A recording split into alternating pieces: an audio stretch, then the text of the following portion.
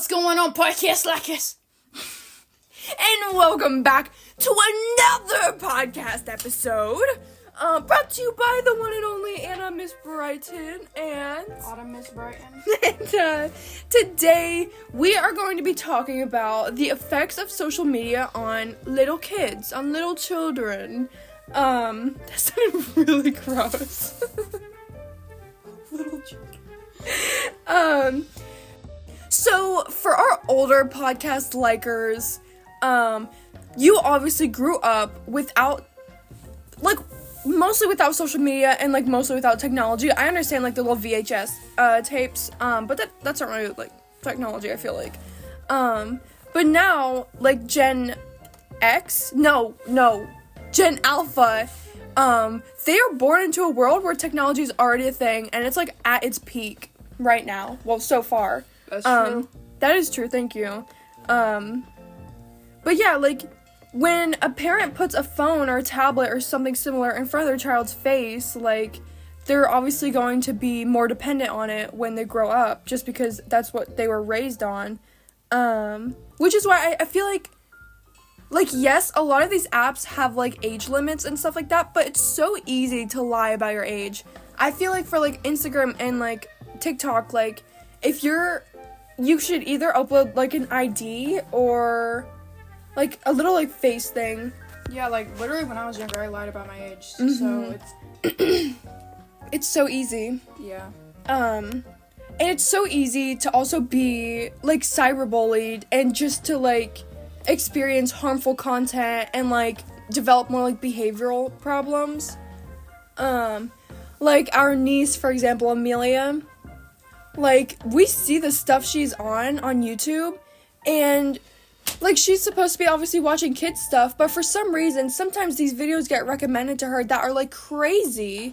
I think one of them was, sometimes on, those little YouTube reels, I saw one time, it was literally, a naked man. There's a naked man and had, a little leaf covering his private parts. I'm sorry, but a kid should not be seeing that. And, also how... I don't really want to do this anymore.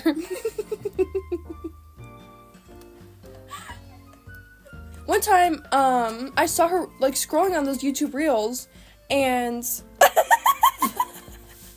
and it showed, this video, and I immediately told her to scroll away, because I literally heard, those first words. I'm no, Amelia, scroll away. But she was making me mad. She scrolled back to it, and, it was, wait, guys, if you scroll past this video, God is gonna hate you. You are not gonna go to heaven.